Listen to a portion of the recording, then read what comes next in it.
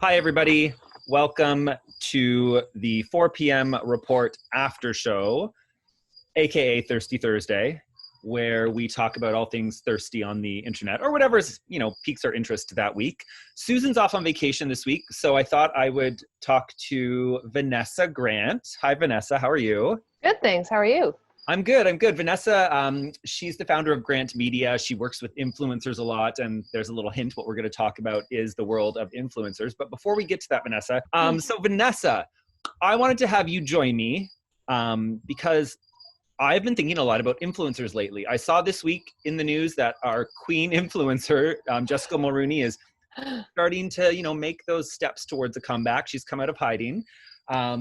Also, I was reading an article in the New York Times about this Gen Z makeup skincare kid who is killing it. Like he's resonating with the Gen Z crowd, and he's taking an approach that's a little different from your traditional influencer, but he's raking in the dough right now.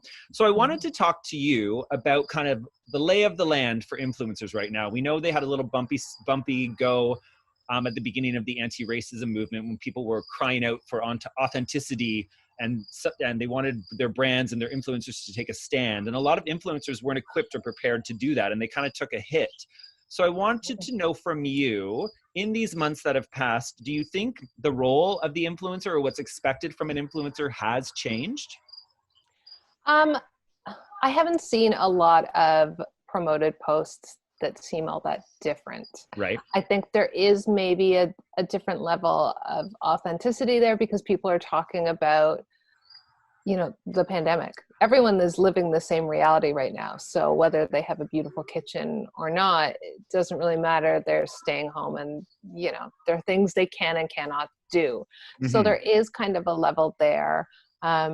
I work with a lot of mom influencers, so I see a lot of stuff about back to school, and that's also a controversial issue, and people are being either very straightforward or very careful about it and very respectful. So there's a little bit of a change there. But, the promoted posts or the ads, the sponsored posts are still they don't go very deep. Right. Yeah. Now, what about the whole idea of, I'm sure it is important to a brand that the influencers they align themselves are authentic. I was reading earlier in the year, Gymshark, that UK-based fitness brand, really knocked it out of the park by aligning with influencers who really lived and breathed their values and their brand. To me, it would seem hard to find people who really would be that authentic about your brand. Tell me about how you go about helping brands find the right influencer or affiliates to work with them. Mm-hmm. I have a list, within the mom sphere, I have a list of 120 mom influencers who I can reach out to and offer sort of who my new client is. And people come back.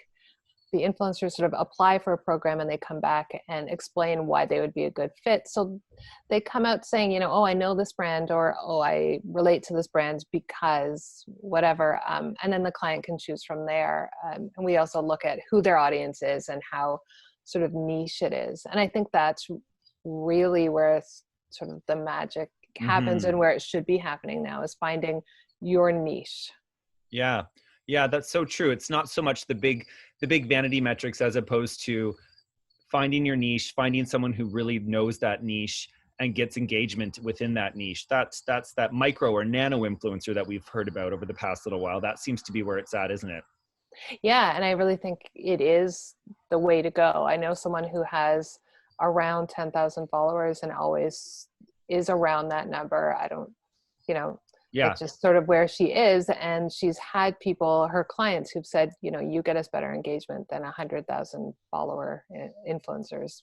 Because casting a wide net doesn't necessarily mean success. Yeah, no, I mentioned Jessica Mulrooney earlier, and for people who aren't aware of what happened, basically, well, a lot happened from what happened, but the original thing was she was being called out because, and other people like her were being called out because they really, were a little tone deaf to what was going on.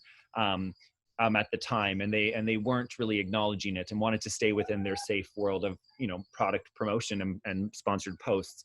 So she got in a lot of trouble for many reasons, but now she is kind of creeping back in. Do you think she's going to be able to recover from this? Like, do you think she won't, will she beat cancel culture is what I'm asking you? I think maybe eventually, but I think it's just so soon.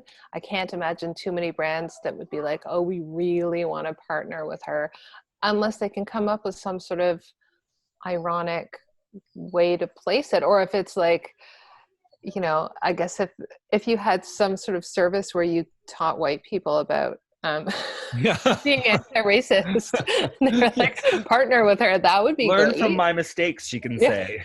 Yeah. Yeah. Now, something else I wanted to ask you about. Affiliates seem to be where it's at. I know a lot of small business owners, whether they're selling products or services, seem to be using affiliates, and it seems to work.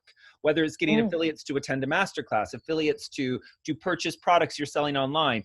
Tell me about the affiliates, and for people who are thinking about using affiliates, what would be the argument for it? Yeah, I think affiliates is a really great way for small businesses or any businesses to test out relationships with influencers. Um, there are benefits to influencer marketing that don't result in direct sales. You know, Right. there's exposure, there's getting your name out there.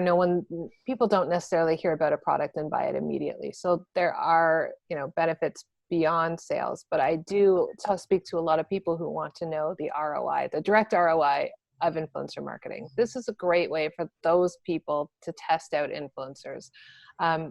So those influencers would use their links in their posts and on their blogs and that kind of thing, and promote your product. And then the influencer gets a cut of the sales.